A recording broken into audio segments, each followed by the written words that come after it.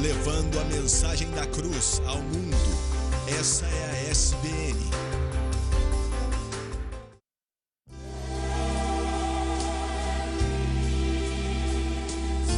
Bem-vindo ao Estudo na Palavra, uma série contínua de estudos bíblicos focalizado na cruz de Cristo.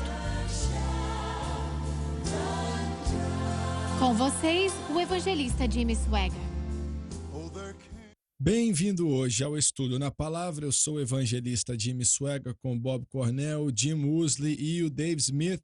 E é muito bom poder estar com você hoje estudando o 8º capítulo de Daniel. Estudamos o capítulo 7 e agora o 8. Eu não pensei que iria começar a ler o 10º, mas já lemos há uns 2 ou 3 programas atrás. E ainda bem que lemos, porque explica algumas coisas em relação ao mundo espiritual que eu acho que precisávamos saber. Vamos recomeçar aí, Jim, do 7º versículo, por favor. E ouvi, se achegou perto do carneiro, e enfurecido contra ele, o feriu, e lhe quebrou os seus 2 chifres, porque no carneiro não havia forças para resistir diante dele, e o bode o derrubou por terra, e o pisou, não houve quem libertasse o carneiro da sua mão. Quando Daniel viu isto, é óbvio que era um acontecimento futuro. A palavra enfurecido significa que Alexandre estava bem enfurecido com os medos persas. Deixa eu ver aqui, o carneiro, os medos e os persas, na visão que Daniel teve, era simbolizado por um urso, não era mesmo? Sabe, menciona aqui que ele foi movido com ódio. Ódio fala assim de uma raiva, de uma ira. Alexandre foi movido contra os persas. Muito bem, por que foi que ele então, você está certo, é mesmo, mas por que ele estava enfurecido? Bem, em parte, como nós já lidamos aqui, o irmão Jimmy mencionou no programa de ontem, foi por causa da influência de espíritos demoníacos que estavam em Alexandre o Grande, na vida dele. E outra razão também foi porque os persas, como uma nação, eles trataram as nações que estavam debaixo deles, nesse caso a Grécia. Muito cruel. Exatamente, cruelmente, com grande crueldade. Então, eles oprimiram o povo grego grandemente. Então, quando o tempo veio que Alexandre sentiu que ele podia então se mover contra os persas, Dario III era o rei naquela época, então havia uma ira no coração, no seu próprio coração, e não somente no coração dele, mas do povo grego, de modo geral. Um ódio que eles tinham pelos persas, é por isso que menciona aqui que ele, no final, que na fúria do seu poder, e no versículo 7 aqui, ele foi movido com um ódio contra eles, uma cólera e uma raiva profunda contra eles. Quando hoje nós apoiamos, mas nós entendemos a crucificação hoje e olhamos para aquela forma de tortura que os romanos tiveram, mas quando você olha para a história da crucificação, isso volta até a época dos persas. Os persas eram aqueles que, na verdade, inventaram esta forma de tortura num criminal ou sobre alguém que eles queriam torturar. Então, novamente, os persas trataram os gregos com tanta opressão, grande crueldade, e isto, então, junto com a influência de espíritos demoníacos, foi porque havia um ódio no coração de Alexandre contra os persas. E ele aproveita isso quando chega a hora certa. Certo. O que nós vemos aqui é que existe um plano. Deus, obviamente, tem um plano redentor, mas também vemos que Satanás tem um plano e uma agenda, se você quer chamar uma conspiração, que ele está seguindo. Nós vemos aqui nesses reinos indo e vindo e sendo levados e dominados por outros, mas a mesma coisa acontece hoje. Se uma pessoa não se dobra ao plano de Deus, ele e na essência estão se tornando para o plano de Satanás. E obviamente... Bem, vamos parar aqui rapidamente, Dave. Você está certo e eu não quero deixar isso passar. Só existem 2 planos no mundo. Sim. É a justiça e a injustiça. É a luz ou é as trevas, ou é Deus ou é Satanás. Só isso. E se você não está com o Senhor, não importa quão sofisticado ou educado você possa ser, você está envolvido no plano de Satanás. Então não existe neutralidade. Não existe assim um campo neutro. Certo. Jesus disse, aquele que não é por mim, é contra mim. Então, existem duas escolhas aqui. E se não escolhemos a Cristo, nós estamos se opondo contra Cristo e Deus. Exatamente. Olha, eu acho que às vezes nós não entendemos isso, que só existem dois grupos de pessoas, um que diz está salvo e outro que não está salvo. Você tem a luz e as trevas. E é claro que o mundo pensa que a luz está nas faculdades conhecidas aqui desse país. É ou não é? Vocês dois que têm Sim, mestrado certo, sabem. certo. E eles pensam que a luz se encontra ali, é ali que a inteligência está. Mas eu quero lembrá-los que a Alemanha, em 1930, tinha o povo mais educado na face da terra inteira. Se você realmente quisesse ir ao centro de educação ou fazer uma pós-graduação, Sim, era na Alemanha, certo. não é? Quando eu estava crescendo, você tinha que ter a sua aula de matemática e ciências na Alemanha se você quisesse realmente ter um diploma que seria válido. As outras pessoas viam como se fosse o de Certo. melhor. Isso aqui é o que há de melhor. Mas é claro que essa era a época quando Hitler estava crescendo. A educação, a melhor que o mundo tinha para oferecer, não pôde evitar que viesse a onda de trevas que Sim. trouxe a maior destruição que o mundo já viu na história. Você fez uma declaração antes que o evangelho é a sabedoria de Deus. E ainda assim o homem, em toda a sua habilidade intelectual, ele chama isso de tolice e rejeita totalmente. Bem, olha, vamos dizer de uma outra forma: a cruz de Cristo é a maior demonstração da sabedoria de Deus que existe. E olha, eu li isso em algum lugar e já li várias vezes. Eu disse várias vezes, mas muitas vezes desde essa época de teólogos, e eles estão com razão no que dizem. Alguns que escreveram há 75 e 100 anos atrás. É a maior demonstração de sabedoria de Deus, mas é visto pela igreja como apenas algo inconsequente. Ah, Jesus morreu por mim e tá bom. Eles não entendem que tudo que vem de Deus, eu estou falando tudo, de A a Z, só é possível por causa da cruz. Se não fosse pela cruz, eles não seriam salvos, não poderiam ter nada de Deus. A cruz foi que abriu a porta Amém. e a cruz mantém a porta aberta. Sim, com certeza. Irmão Suega, você estava falando sobre os educadores, as pessoas antes, lá na Alemanha, quando Hitler se levantou no poder e os resultados terríveis. Nós vemos isso no nosso país hoje. Eu não posso falar pelos outros países, mas nós vemos que quando os líderes deste país, incluindo o secretário de Estado e o líder supremo da nossa nação aqui nos Estados Unidos da América, na verdade estão vendo no satélite, a televisão, as coisas que estão acontecendo em Benghazi, um de nossos embaixadores sendo assassinado e o lugar sendo roubado, e eles então mantiveram os aviões, seguraram os aviões que poderiam estar lá em alguns minutos e proteger o nosso povo. E olha, a calosidade desses educados, intelectuais, povo intelectual, enquanto eles assistem isso, e depois disso tudo, não teve nenhuma preocupação sobre a perda de nossas próprias vidas, americanos. E quando eles foram, sabe, cumprimentar as famílias, eles testificaram, sabe, da calosidade e a frieza, quando a mão estava lá cumprimentando e não tinha nenhuma preocupação, nenhuma palavra de conforto dada para eles. Então eles foram embora. E isto é o que a educação vai fazer com as pessoas. Não sou contra a educação.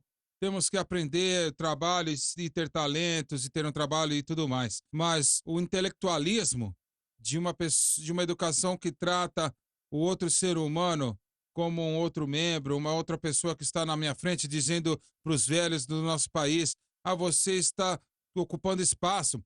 Isso veio dos lábios do líder supremo deste país. Os velhos só estão ocupando espaço. Agora escute, que tipo de coração é este dessas pessoas educadas?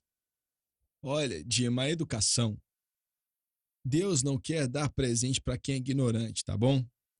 Mas educação não tem nada a ver com as luzes ou as trevas. É Sabe, a luz verdade. espiritual, as trevas espirituais. Olha, a educação não tem nada a ver com isso, não afeta de forma alguma, ou nas trevas ou na luz.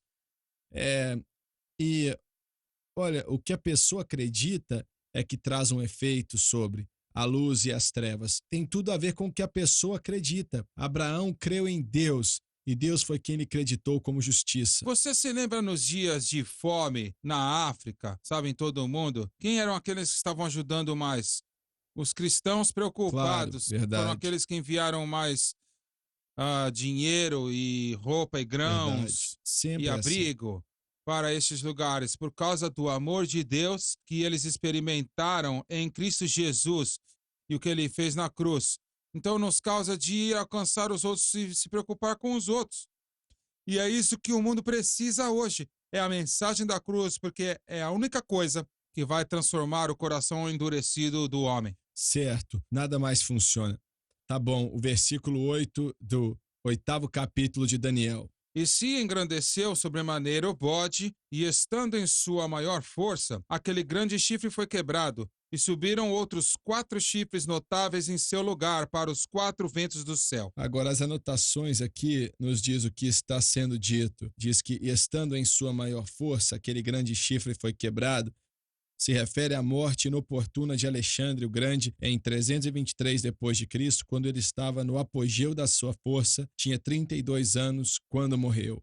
E em seu lugar subiram outros 4 chifres notáveis para os 4 ventos do céu, refere-se ao seu reino, que foi dividido em 4 partes depois de sua morte. 4 grandes generais do seu reino dividiram aquele reino que ele tinha em 4 partes. E foi isso que Daniel viu mais ou menos 200 Certo. anos antes de acontecer. Não é mesmo? Sim. Muito. E deu para ele grandes detalhes sobre isso. Olha, o Senhor não deu todos os detalhes sobre Alexandre, aqui nesta parte da Bíblia, mas deu para ele, assim, as partes e detalhes sobre Certo, essas certo. partes. Muito bem, temos que ir para o intervalo e eu quero te encorajar, por favor, aproveite essa oferta. Você precisa saber o que o grande livro de Daniel diz.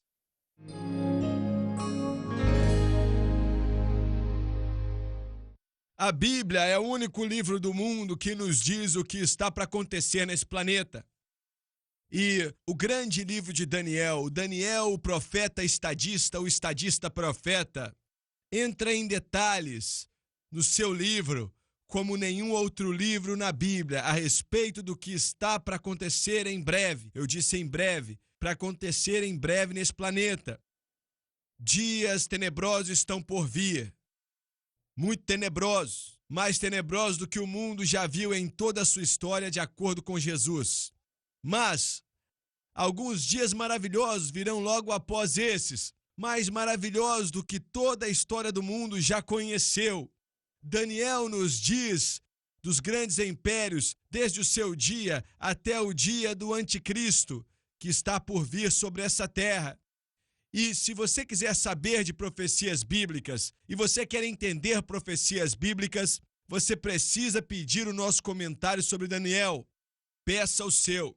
Agora, você pode ver aí na tela, pois nós cortamos o preço pela metade. Isso mesmo, 50% de desconto para que seja possível você comprar o seu. Escute aqui.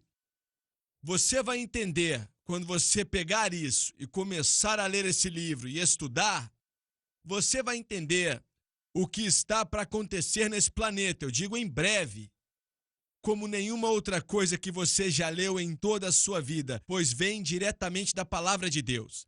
Agora, se você é um crente, não importa o que aconteça, você tem que pedir um comentário sobre Daniel. E eu te prometo o seguinte, vai te abençoar e vai te ajudar. Agora você pode ver o preço aí na tela. Eu sou o Jimmy Swaggart te dizendo, pegue esse cartão de crédito do seu bolso, vá até o telefone, estou esperando a sua ligação.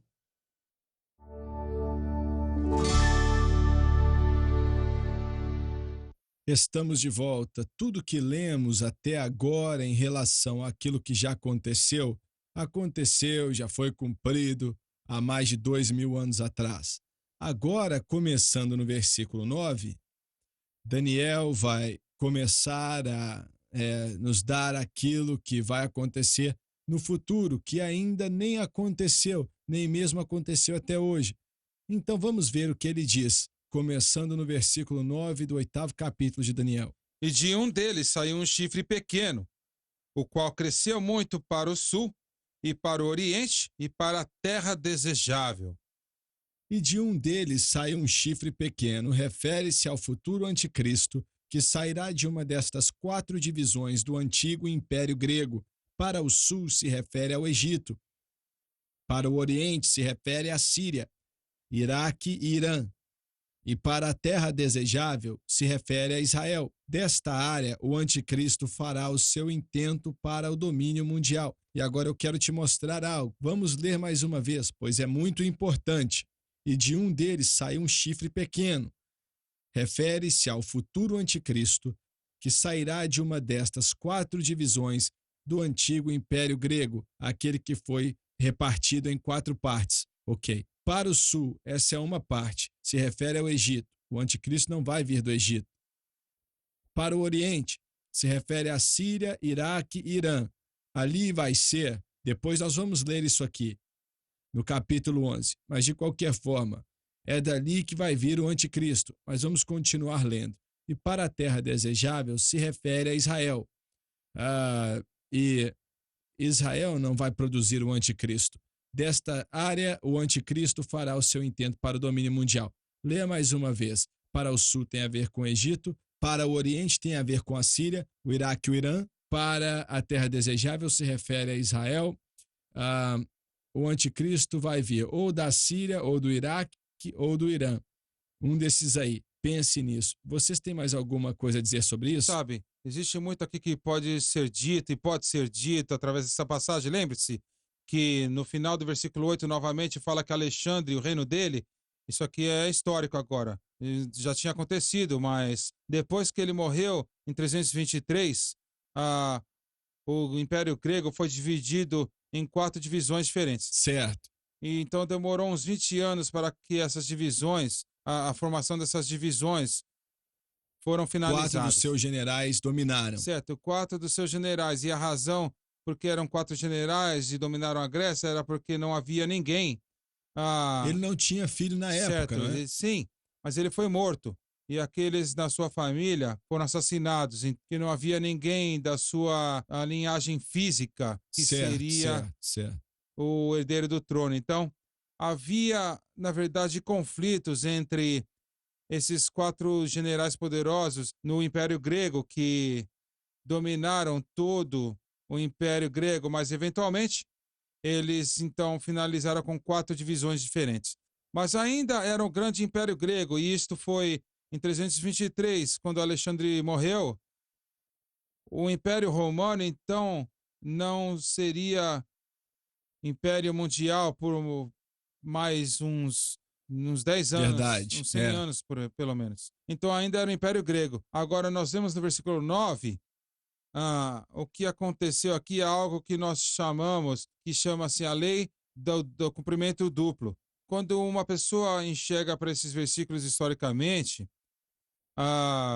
o indivíduo que está lidando com isso, com esse chifre pequeno, historicamente, é um homem chamado Antíoco Epífanes. Verdade. Ele era um homem que veio do Império Sírio, a região síria, dessas 4 seções da Síria.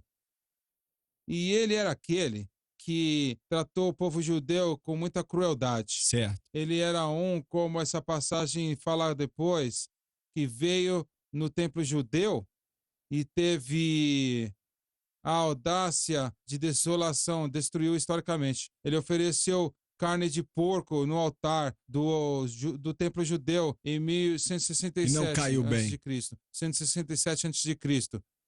Mas nesses versos aqui, novamente, existe aquilo que nós nos referimos como a lei de um duplo cumprimento. Em outras palavras, eles tinham um cumprimento histórico, mas também eles tinham um cumprimento profético. Em outras palavras, havia alguns aspectos desses versículos, começando no versículo 9, no qual, quando você olha na história, Antíoco Epifânio, ele cumpriu algumas dessas coisas. Mas quando você olha no futuro, o que a Bíblia diz a respeito do anticristo, esses versículos, então, não foram totalmente cumpridos até que o anticristo apareça em cena. Eu quero te mostrar algo aqui. diz que foi dividido em 4 partes, né? Mas ainda assim o versículo 9 só fala de 3. As 3 partes diz aqui que para o sul, para o leste e para a terra desejável. Certo. Não nos fala de 4 partes. Pelo menos tem a Turquia, não tem? O quê? A Turquia não é uma das áreas? Ah, eu não sei. Sinceramente, Sim, eu não posso te sim. dizer. Foi Bulgária, Turquia e aquela quarta Mas o que eu divisão. estou perguntando é por que não foi mencionado no versículo 9? E há uma razão. Tudo que o Espírito Santo Sim. faz é com alguma Mais razão. tarde nós descobrimos que ele foi chamado para o norte, que podia ser mais distante ou mais perto, ou seja o que for. Então, foi desviado de entrar em Israel quando eles foram assim escondidos em Petra. E então, existe algum significado aqui em relação ao que ficou de sobra, o futuro, que fala do norte. E ele sendo envolvido nisto, não aqui em relação ao que ele originou, mas no que Certo. ele irá se envolver no futuro. A maneira que eu interpreto a razão porque existe somente em 3 menções é porque um quarto é implicado aqui, porque, como o Jim mencionou, ah, esse chifre pequeno mais tarde é chamado como o Reino do Norte, e o Anticristo é chamado o Reino do Norte. Mas a Síria e o Iraque e o Irã ficam ao norte do Egito, ao norte da terra desejável e por aí vai, não é? Exato, sim. Está lidando com isso, se referindo ao norte. Certo, é mesmo. Mas olha, ainda assim, é, nós vemos aqui ao leste, a Síria, o Iraque, o Irã estão ao leste quando você olha para Israel, estão no ocidente de Israel e por aí vai. Certo. Certo? Sim, é o norte e o leste. Noroeste, é isso Sim, ao mesmo, mesmo está ao tempo, sim. noroeste. Certo. Verdade. E muito bem, Jim, lê o versículo 9, por favor, aí vai. Sim. E de um deles saiu um chifre pequeno, o qual cresceu muito para o sul e para o oriente e para a terra E desejável. de um deles sai um chifre pequeno, refere-se ao futuro anticristo, que sairá de uma destas 4 divisões do antigo Império Grego. Para o sul se refere ao Egito. Para o oriente se refere à Síria, Iraque e Irã. E para a terra desejável se refere a Israel. Desta área, o anticristo fará o seu intento para o domínio mundial. Agora, eu acredito que a Bíblia nos diz, especialmente no capítulo 11 desse tremendo livro de Daniel, que o anticristo vai vir da Síria, mas a Síria, na verdade, da época, era muito diferente da Síria de hoje. Incluía o Iraque, o Irã, o Líbano de hoje, por aí vai também. Estou certo ou não? Correto. E Certo? sabe, quando você olha novamente, quando você olha ah, ah, o reinado, vamos dizer, o reino de Antíoco Epífanes, que ele é um tipo do Certo, anticristo, certo. Antíoco Epífanes. Ele, Perdão, Bob. Alguns professores ensinam que essa profecia foi cumprida com esse homem, não é mesmo? certo, alguns enxergam esses versículos que estamos vendo, começando no versículo 9, somente referindo-se a Antíoco Epifânio. E, consequentemente, já foi cumprido e não há uma aplicação para hoje, não é? Exatamente, mas, novamente, o que devia ser aplicado, eu creio, para esses versículos, é o que nós estamos nos referindo como a lei do cumprimento duplo. Então, Antíoco Epifânio, ele tem aqui um papel histórico em todos esses versículos, vindo que já acabou, já passou. Mas também, finalmente, aponta também para a vinda do anticristo. E Antíoco Epifânio era um tipo do anticristo que viria. Bem, a Bíblia diz, e nós lemos, acredito que no 7º capítulo, que na época desse rei, o Senhor vai estabelecer um reino que nunca vai acabar. Isso não aconteceu com esse homem aí, não. Não, absolutamente não, certo? Não. Olha, a história se segue. Certo, é. Então, nós temos aqui todas as profecias de Daniel cumpridas já. Então, eles não foram cumpridas todas elas. É claro que não foram cumpridas totalmente por Antíoco Epifânio, mas quando você olha para a direção que é dada no versículo 9, e você dá uma olhada para Antíoco Epifânio e o seu reinado, ele reinou grandemente no sul. Então havia um tempo breve que ele conquistou o Egito e ele se moveu então para o leste. Basicamente era a terra, tecnicamente, de onde ele era. E ele conquistou aquela área de onde ele veio. E isso então para a terra prometida, Israel. Então, quando você olha, sabe, para este aspecto de Antíoco Epifânio, esses versículos cumpriram, literalmente, através de Antíoco Epifânio, mas, novamente, também aponta para a vinda do